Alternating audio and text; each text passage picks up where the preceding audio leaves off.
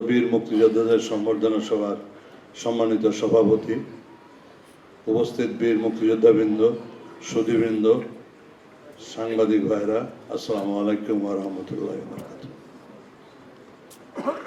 আমি এটা বলতেই হয় যে আমি খুব খুশি যে এখানে দুটো কথা বলতে পারছি। আমি কোনো দাওয়াত পাইনি, I am sorry for that. এটা আমাকে বলতে হচ্ছে এই জন্যে, আমি 3 বার সংসদ সদস্য ছিলাম এই দেশের। একটা দাওয়াত পাওয়ার অধিকার আমাদের নাই। এই গত নির্বাচনে আপনার আমি হেরে গেছি, হারাই দেওয়া হয়েছে।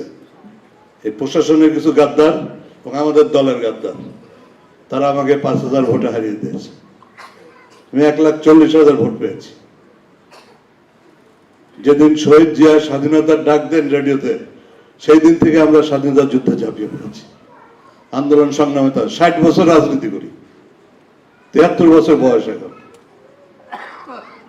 মুক্তিযুদ্ধে আমরা উল্লেখযোগ্য ভূমিকা পালন করেছি। অনেকে আছেন মুক্তিযোদ্ধার নাম কিন্তু কোনো ভূমিকা পালন করেননি, এরকম বহু লোকের চিনি আমরা, বহুত লোকের চিনি। আমাদের জন্ম এখানে এই কুষ্টিয়া শহরে, বড় হয়েছে 73 বছর বয়স। আমরা যখন মুক্তিযুদ্ধ করেছি অনেকের জন্ম হয়নি, আছেন এখানে। কুষ্টিয়ার জেলা প্রশাসক ছিলেন আগে, যে উনি গাদ্দারি করেছেন নির্বাচনের সময়, উনি গাদ্দারি করেছেন। কুমারখালীর প্রশাসন গাদ্দারি করেছে, খোকসার প্রশাসন গাদ্দারি করেছে। আমি 1 লাখ ভোটের ব্যবধানে বিজয়ী হতাম, দিনটা সেটা হইতে দেননি। কেন জানি না আমার অপরাধ কি। আমার অপরাধ, আমরা একটু কথা বলি, সত্যি কথা বলার চেষ্টা করি, এটা হচ্ছে আমাদের অপরাধ। যাই হোক, সেই সব অপরাধ ছিনিয়ে আমি মামলা দিয়েছি হাইকোর্টে, মহামান্য হাইকোর্টে। হাইকোর্ট অ্যাকসেপ্ট করেছে। 24শে জুন শুনানি আছে। আমার বিশ্বাস পুনর্গণনা হবে এবং আমি বিজয়ী হব ইনশাআল্লাহ। আমি আর বেশি কিছু বলতে চাই না। যারা এখানে আমার বক্তব্যের সুযোগ দিয়েছেন তাকে আমি, যে বিশেষ করে আমার জেলা প্রশাসক সাহেব, আমার সাথে আলাপও নাই, দেখিনি, আমি ছিলাম না, কালকে রাতে ঢাকা থেকে আসছি, ওনাকে ধন্যবাদ জানাই। আর আগের জেলা প্রশাসক সাহেবকে আমরা ইচ্ছা করে বদলি করে দিয়েছি, কারণ গভর্নমেন্ট আমাদের তো।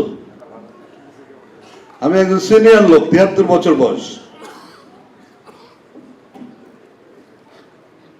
উনি যে এরকম কাজ করবে আমি তো আগে বুঝতে পারিনি। আগে বুঝতে পারলে আমরা আগেই ব্যবস্থা করতাম। যাই হোক, আর বেশি কিছু বলতে চাই না।